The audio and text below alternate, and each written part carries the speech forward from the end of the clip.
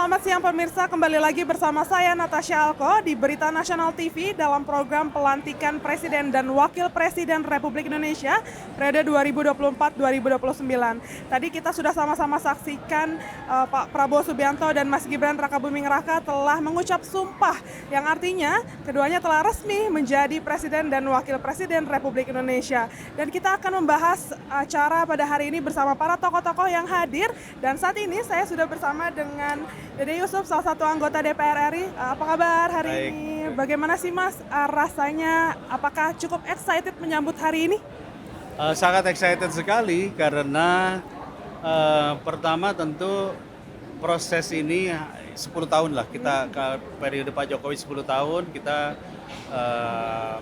melihat ada sesuatu yang baru. Nah, sesuatu yang baru ini kita juga melihat ada suasana yang beda, di mana para kandidat lain atau pesaing-pesaingnya hari ini hadir kan. Tadi kita lihat ada Pak Anies, kita lihat ada siapa lagi, Pak Ganjar ya, dan kemudian juga Pak Muhaimin dan lain-lain. Dan juga kita lihat ada Pak SBY yang setelah 10 tahun akhirnya hadir di sini. Kelihatan ada semangat baru, semangat untuk melakukan perubahan yang begitu besar. Dan kami melihatnya juga bagaimana tadi sambutan Pak Prabowo yang mengatakan bersatu, ayo bersatu gitu ya. Mudah-mudahan ini semangat untuk mempersatukan kembali berbagai elemen yang mungkin kemarin sempat terkotak-kotak karena adanya pemilihan tertentu. Oke, tadi dari pidato pertamanya Prabowo Subianto, kira-kira ada gak sih prioritas program yang akan dilaksanakan duluan nih dari Presiden Prabowo Subianto? Kalau melihat bahwa Menteri Keuangannya masih Ibu Sri Mulyani, jadi kelihatannya ini masih meneruskan existing. Karena memang kita harus jujur, anggaran 2025 sudah diputuskan kemarin. Oke. Nah, artinya alokasi yang ada ini masih existing. Pemerintahan atau kabinet yang baru belum mampu melakukan sebuah perubahan secara signifikan dalam waktu mungkin 6 bulan ke depan. Setelah kita ada APBNP, nanti APBNP itu mulai di bulan Februari misalnya, itu baru mulai ketahuan. Ini kira-kira apa yang menjadi program unggulannya.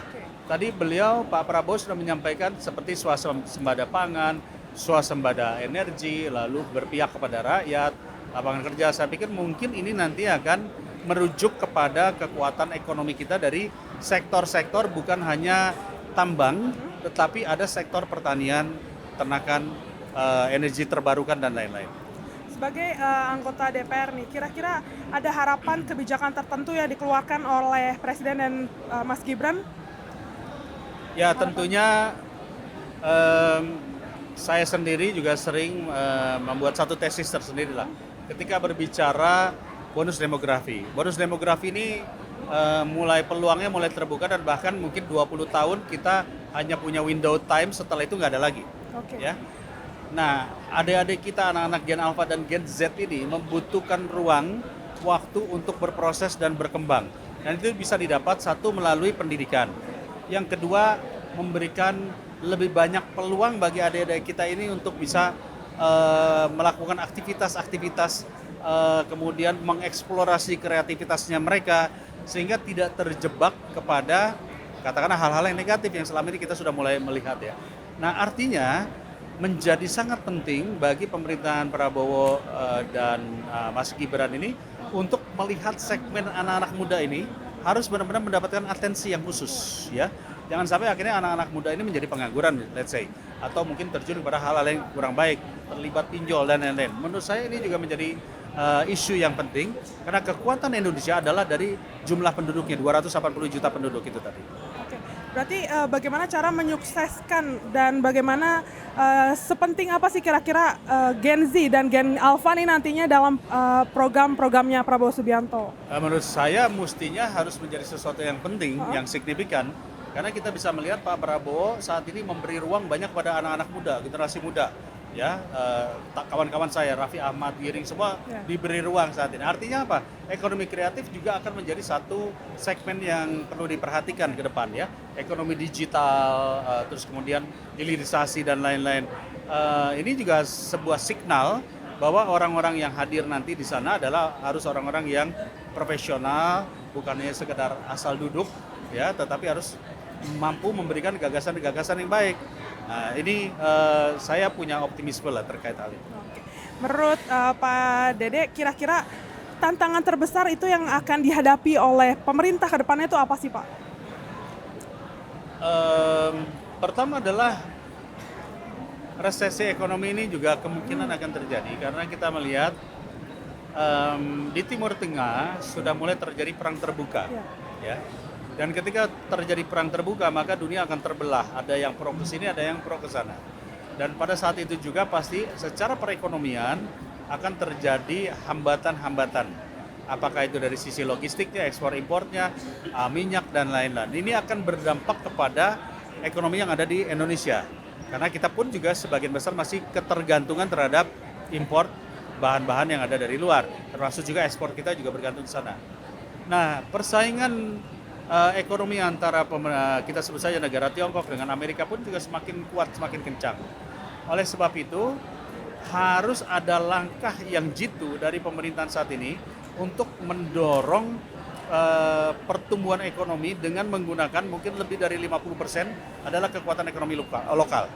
Ya, jadi tidak terlalu bergantung kepada ekonomi trading ataupun fiskal. Nah, ini saya pikir menjadi motivasi agar pelaku ekonomi lokal ini mendapatkan ruang, mendapatkan dorongan.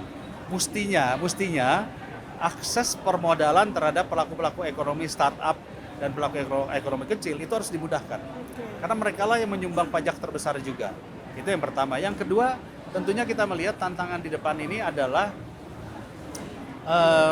kita melihat dari sektor energi, ya.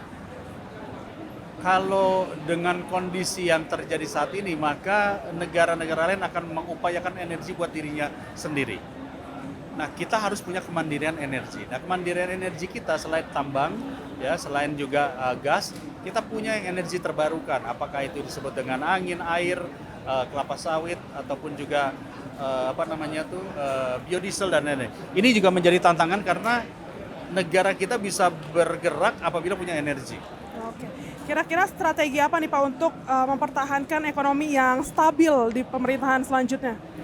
Ya, saya bukan ahlinya untuk memberikan strategi, tetapi sebagaimana tadi saya sampaikan, agar ekonomi kita stabil, maka Indonesia harus fokus juga untuk menjadi market leader bagi produk lokal.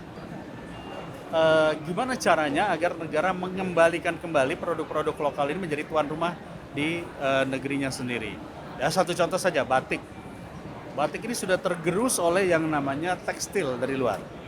Nah, bagaimana cara menumbuhkannya? Ya harus ada aturan nih sedikit memaksa agar orang menggunakan batik kembali sehingga pengrajin hidup.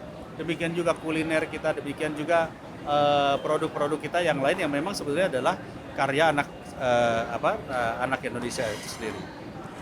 Bapak seberapa yakin sih sama program-programnya dari Pak Prabowo? Tentu saya sebagai anggota fraksi Partai Demokrat, kita harus memiliki satu optimisme. Karena ada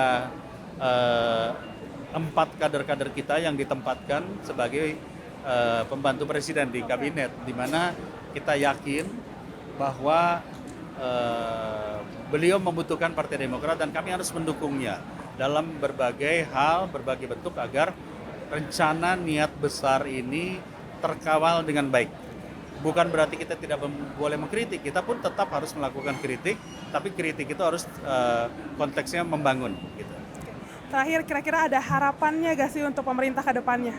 Baik, saya tertarik dengan statement Pak Prabowo yang mengatakan Pak Prabowo dulu adalah lawan atau pesaingnya Pak Jokowi, tapi kemudian dirangkul, ditarik masuk, sehingga energi itu menjadi satu kekuatan yang sama.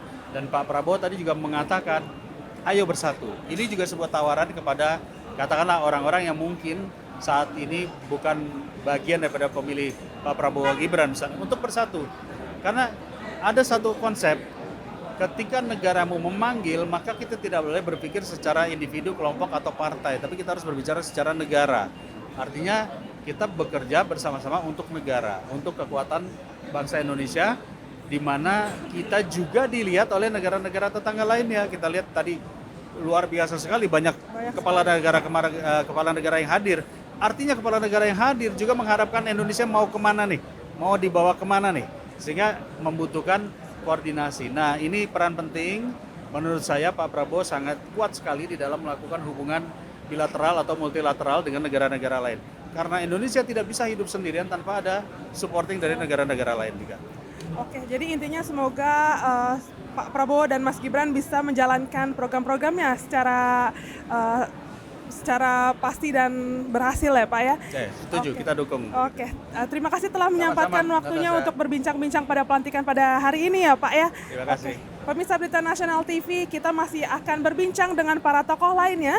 Jangan kemana-mana, tetap di Berita Nasional TV.